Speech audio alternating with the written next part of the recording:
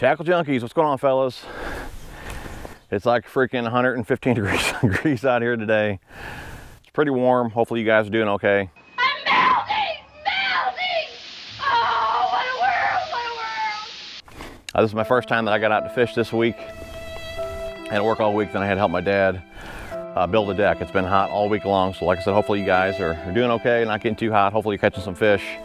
You guys have been asking for that video on how to map out your local lake with Deeper. So I got Deeper with me today out here at one of my favorite farm ponds to fish. I really wanted to do this video on that little local lake where I caught my PB.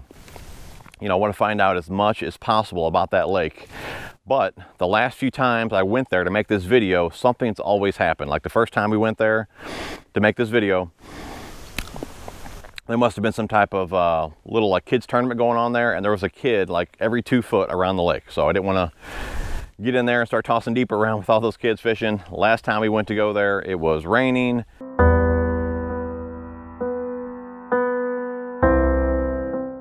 We went to go there this morning, and there's like the homecoming going on right now. So there's rides and games and stuff everywhere. It's packed, so didn't work out again today. So like I said, I figured I'd just come out here and I'll just go ahead and map out and scan that my local lake here in the next month or so.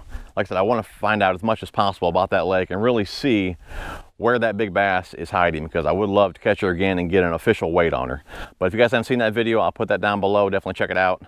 But let's get going here. I'll show you guys how to set Deeper up and scan the lake. Okay guys, so first things first, you have to get your Deeper connected to your phone. You have to download the Deeper app, which is free.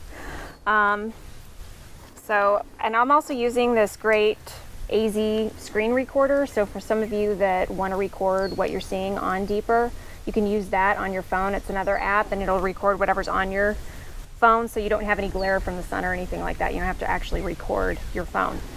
So first things first, you open up your Deeper app and then you launch Deeper into the water. Now Deeper will automatically turn on when it hits the water, which is a great feature, and then whenever it comes out of the water, it kind of shuts itself off. So that helps save battery power and you don't have to worry about turning it on or turning it off or anything like that. So on the screen you can see it says Deeper is disconnected, so we've got to go ahead and connect it.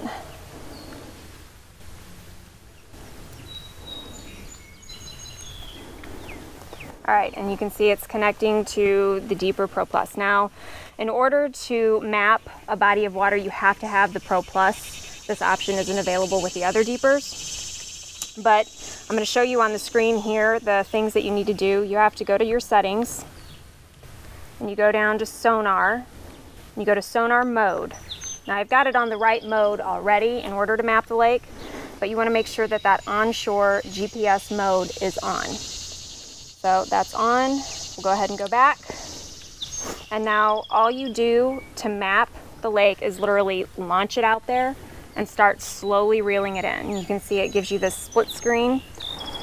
And as he starts to slowly reel it in, it's going to start mapping out this lake.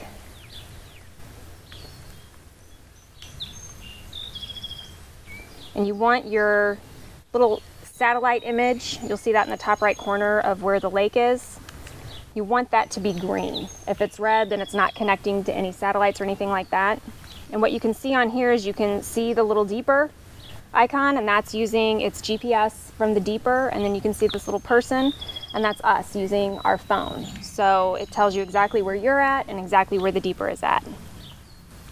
And you can see it's starting to map out the lake a little bit there.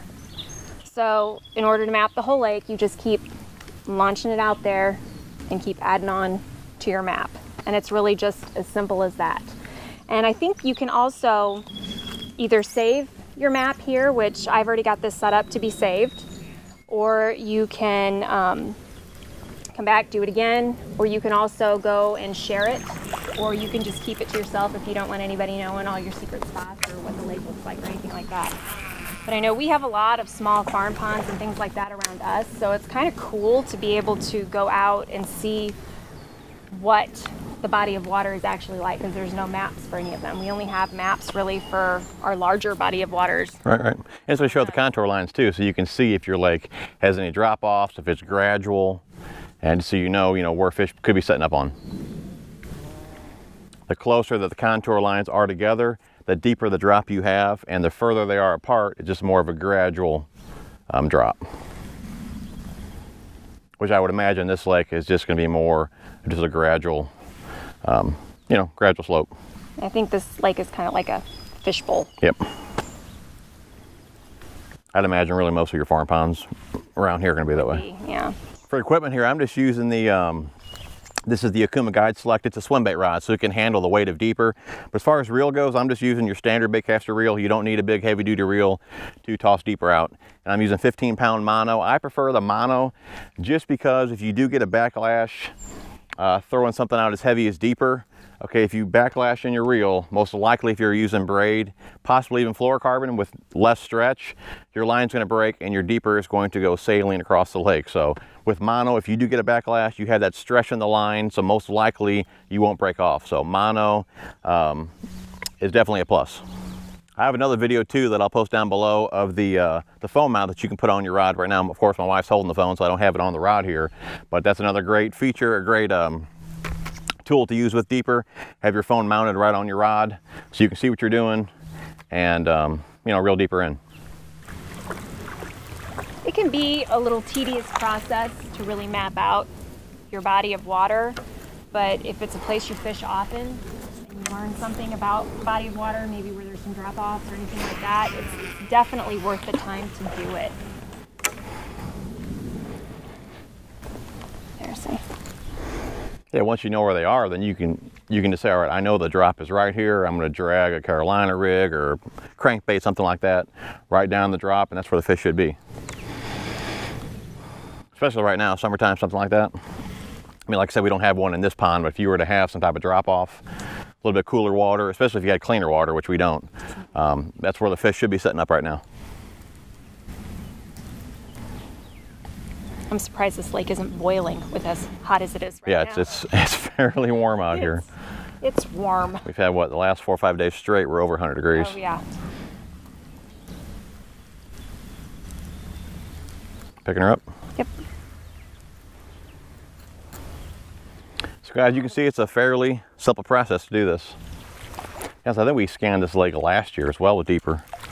I thought it was like around 8 foot, but I think it's so much as silted in that we're losing a lot of depth on this little lake. Yeah.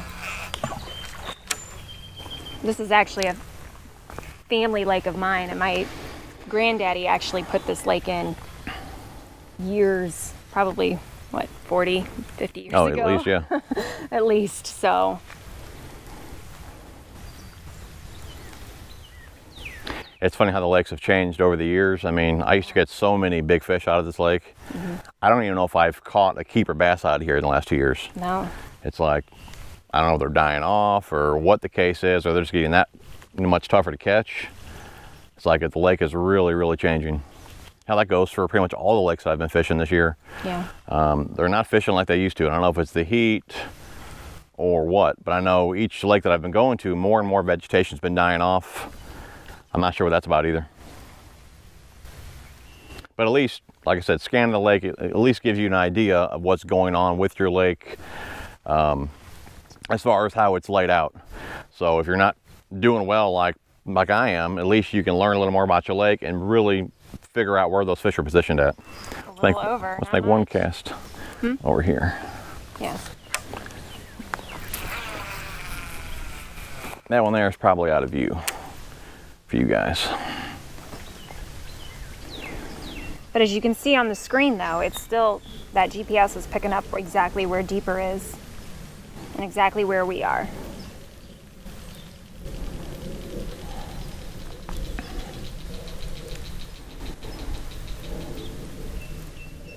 And this app is great too with the maps, because if you go into the map settings, you can, if you're one of those that travels and fishes a lot of different lakes or anything like that, it'll tell you what's nearby, like lodging and everything else. So it's almost like your Google Maps, but put in a deeper app. So really, you could almost use this app for all of your fishing needs and kind of save your information for future use if you want to go back to that lake or anything like that. How deep are we here? 6'3", yep. And dropping pretty quickly. Yep. Well guys, that should be enough info for you guys to be able to map out your local lakes. Videos to come with Deeper. You guys have been asking for what different structure looks like. So I plan on taking Deeper on the boat with me. We're going to scan some stumps, some laydown, some brush, some rock to give you an idea of what it looks like on Deeper. And then we'll do another video comparing those to my hummingbirds. You guys wanted a video on that as well. So I'll get that done for you guys. Hope you guys enjoyed the video. If you did, remember to give us a thumbs up. Talk to you soon, guys. Thanks for watching. See ya.